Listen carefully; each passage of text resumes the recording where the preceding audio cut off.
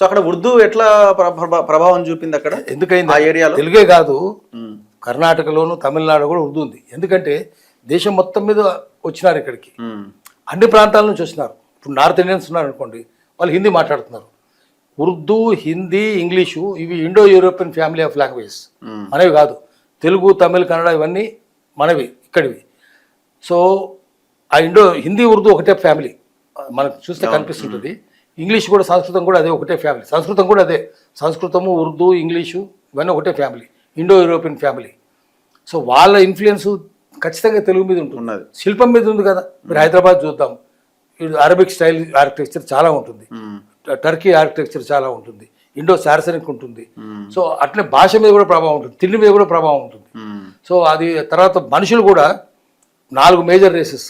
Caucasoid అంటే తెల్లగా ఉండేవాళ్ళు, మంగోలాయిడ్ పసుపు రంగులో ఉండేవాళ్ళు, నీగ్రాయిడ్ నలుపు రంగులో ఉండేవాళ్ళు, ఆస్ట్రలాయిడ్ బూడిద రంగులో ఉండేవాళ్ళు, ఆస్ట్రేలియా వాళ్ళు. ఈ మానవ జాతి బతకాలంటే అందరూ మిక్స్ అయిపోయినారు.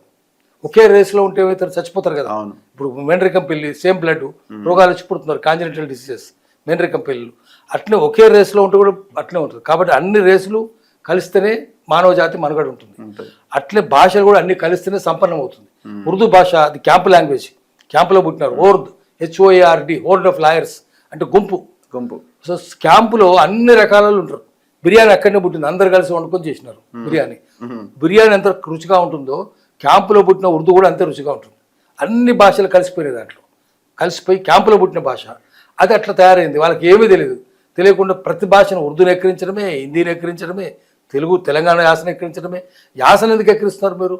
ఇప్పుడు ఇంగ్లాండ్ పోదాం, మనం అమెరికా పోదాం, లండన్లో ఉన్న భాష తక్కిన ప్రాంతాల్లో ఉండదు, ఐర్లాండ్లో ఉండదు. అట్లే అమెరికాలో స్టేట్కి యాస మారుతుంది. ఇప్పుడు ఆంధ్రాలో కూడా ఒక్కొక్క జిల్లాకు ఒక్కొక్క యాస ఉంది అంతే కదా. ఉత్తరాంధ్రలో ఒక్కొక్క జిల్లాకు ఒక్కొక్క యాస ఉంటుంది. ఇప్పుడు మీరు పోతారు, అత్తున్నావా పోతున్నావా అంటారు. అది కరెక్టే రావడం, ఎందుకంటే తెలుగు ప్రకారము వస్తున్నావా సా కింద తావత్తు రాకూడదు, రావద్దు. వస్తున్నా అనేది లేదు. తెలుగులో బ్లెండెడ్ కాన్సనెంట్. ఆంధ్రలో అయినా, తెలంగాణలో అయినా, తమిళనాడులో అయినా కూడా ద్రావిడ భాషల్లో ఏ అక్షరానికి ఆ అక్షరమే ఒత్తుంటుంది.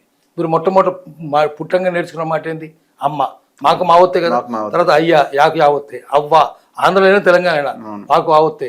అత్త, అక్క, తమ్ముడు, చెల్లెలు, నాన్న అంత ఏ అక్షరానికి అక్షరమే. రంగులను తెల్లని, నల్లని, పచ్చని, ఎర్రని ఏ అక్షరానికి అక్షరమే. పిచ్చి ఉంది అనుకోండి, దానికి పర్యాయపదం ఏంటి? పిచ్చికి చాకు చావొత్తు, పర్యాయపదం ఎర్రి, రాకు రావొత్తు, తిక్క కాకు కావొత్తు. ఏదన్నా తీసుకోండి మీరు, అన్ని ఇట్లే ఉంటాయి. సో అందుకని ఏంటంటే పిట్ట, గద్ద, కుక్క, నక్క, గొర్రె, బర్రె అన్నీ అవే కదా, ఇంకా వేరే ఉండదు. ఉన్నాయంటే కనుక తప్పు అవుతుంది. సామెత ఏం చెప్తారంటే